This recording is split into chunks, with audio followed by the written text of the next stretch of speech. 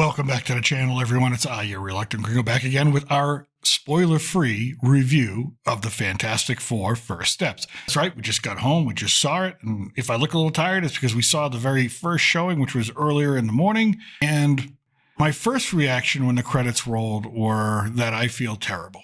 I feel terrible for Superman and for James Gunn, because as much as I liked that movie, and as much as I enjoyed seeing it in theaters, the Fantastic Four is going to be the end of the box office run for Superman. It was that good. It was that much fun. I have very little to pick on about this film. I enjoyed it from beginning to end. And as far as I'm concerned, that makes 2 in a row for Marvel. Yeah, we can throw out Ironheart. It was a TV series. Even Disney and Marvel knew that, hey, this isn't going to work. But when you factor in Thunderbolts, which was a very good movie, didn't do the box office it needed to do, but it was still a very good movie.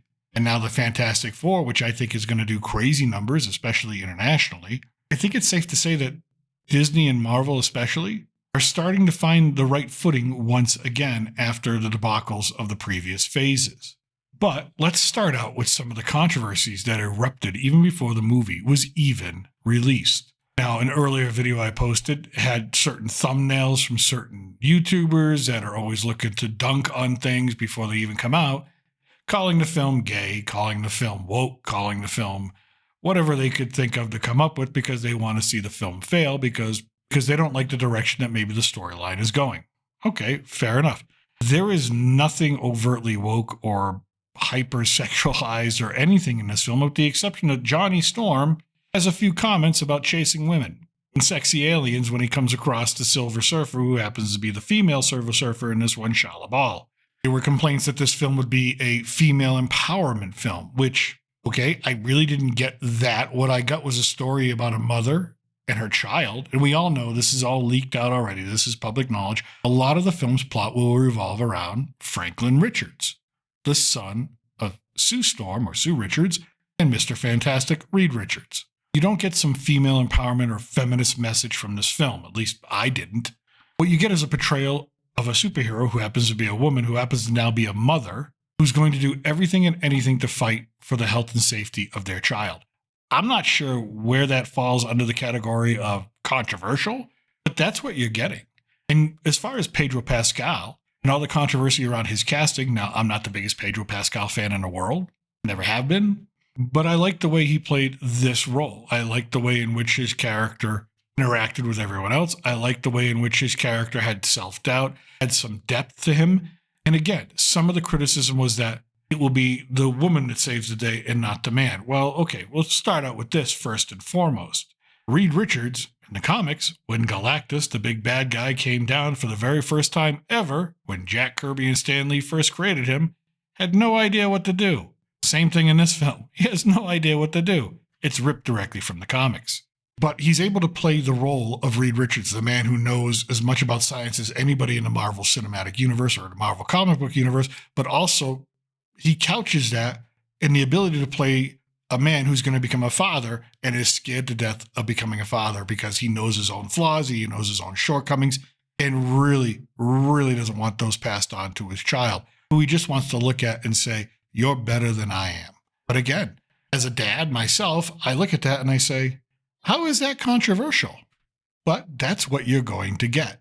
And what you're going to get is one of the funnest films I've seen in a long, long time. From beginning to end, the way it opened, the way it built the world, the way it introduced the characters, the way in which it introduced the vintage and new technology, futuristic tech kind of crossover of that world was awesome. It was really enjoyable. It was really well done. The introduction of the characters, their backstory, real quick, go through it. The dialogue was fun. The dialogue was at times a little quippy, but you got what you wanted in the Fantastic Four. You got a loving couple trying to raise their child, and then you get Johnny and you got the Thing, Ben Grimm, bickering back and forth, but still love each other, obviously, but still bickering back and forth and getting on each other's nerve, much as they do in every comic book that they're in together. And as far as any of the performances are concerned, I walked out thinking to myself, wow, I really like Johnny Storm and I really like the Thing. They were my favorite characters in the entire film. Not oversaturated in the film, so what you get is really good. Johnny Storm plays a bigger role than I thought he would. And the film shows a different side of Johnny that I don't think we get in earlier films or earlier iterations of the Fantastic Four. And the overall message of the film is family. Imagine that, Disney putting out a film where the overall message is family. staying together, sticking through, being there for each other, supporting each other, making sacrifices for each other. That's the overall message of this film. And as far as a movie-going experience, it was well-paced, well-shot. The CGI was very good in, I want to say, 95% of the places. There's a couple places where I said to myself, I didn't like that. And that might just be my own personal opinion or personal preference, but I'll get to those in a minute. It felt retro. There was obviously, we all knew that it was going to have that type of vibe, that retro vibe. But when it actually dives into the beginning of the film and the film starts up, it's amazing how prevalent it is in everything. The opening credits, the opening crawl, the opening sequence, story, narration, everything. And it's obvious they did their research and went back and looked at television of that time, that kind of campy 60s kind of vibe, and mirrored it perfectly. Absolutely perfectly. Another bone of contention for people was Shia LaBeouf, who is an actual Marvel comic book character. It's not a gender swap. There is actually a female Silver Surfer.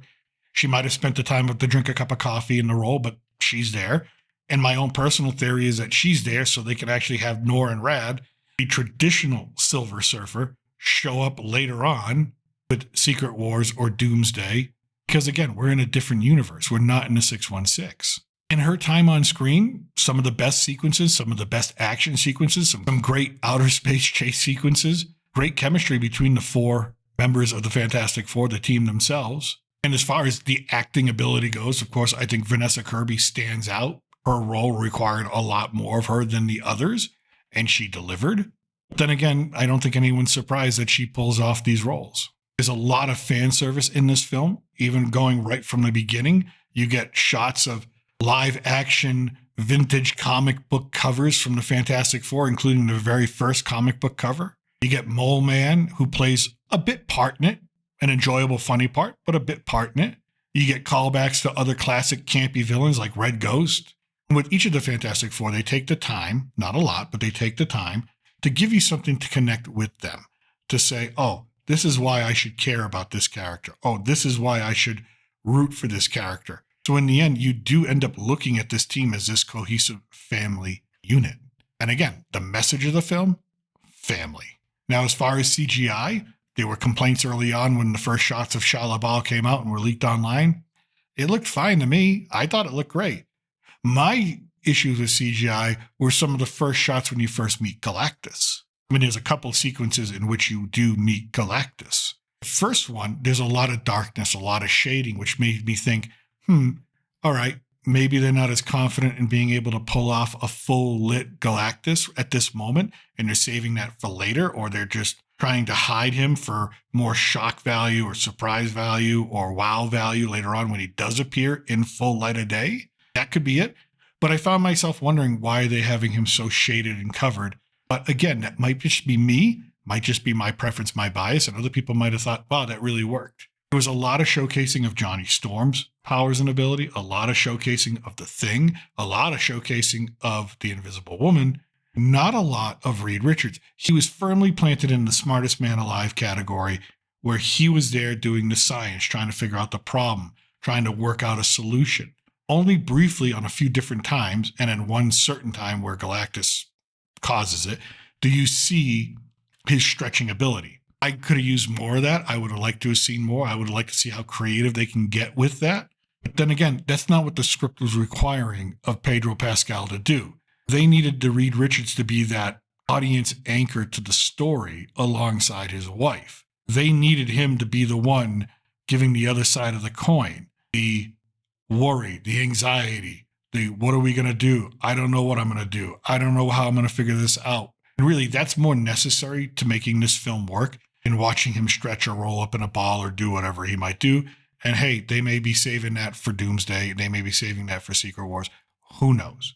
The ending sequence, of course, the last battle with Galactus was amazing. The CGI was amazing. Loved it. He was menacing. He was over the top. Did they water down his character a little bit? Because the character of Galactus in the comics is a much more thoughtful and thinking cosmic being. Whereas this one, yeah, you got some speech, you got some motivation, but he seemed more thuggish. And for me, I was like, okay, so we're physically getting the Galactus that we know and love, but we're not emotionally or mentally getting the Galactus we all love and know. So for comic book fans who are purists, that may be an issue with how they see Galactus being portrayed in that way. That may be a negative for you. But in the end, the Galactus character was there for a reason. He's there as a global threat. He's there as the largest threat the Fantastic Four has ever had to take on. And he's there to test their family bonds. Not only their family bonds, but their bonds with the rest of humanity and the rest of the planet. And that's the narrative purpose that he serves. Overall, the film was fun, well-directed, well-written. The music was incredible. Actually, the music might be some of my favorite Marvel music I've ever heard since Endgame. I even enjoyed Herbie, the little robot that helps out. He was fun, too. He interacted, too. You could see that he's like a member of the family as well. But here, we don't get a cut-and-paste Marvel movie. We get a movie that is there to give you a Marvel story, but also give you depth to characters like we haven't gotten in a lot of the previous Marvel films. And I think audiences like yourself and like myself will really enjoy and really appreciate that, this seemingly new direction that Marvel is trying to move. So yeah, the Fantastic Four, they're here, they're in theaters, they're ready to fight Galactus. They've already killed Superman in my opinion, so we'll see, only time will tell. That's my out of the theater, just got back home review. I hope you enjoyed it. I thank you for watching. I'll check you all later. Salut a huevo from south of the border.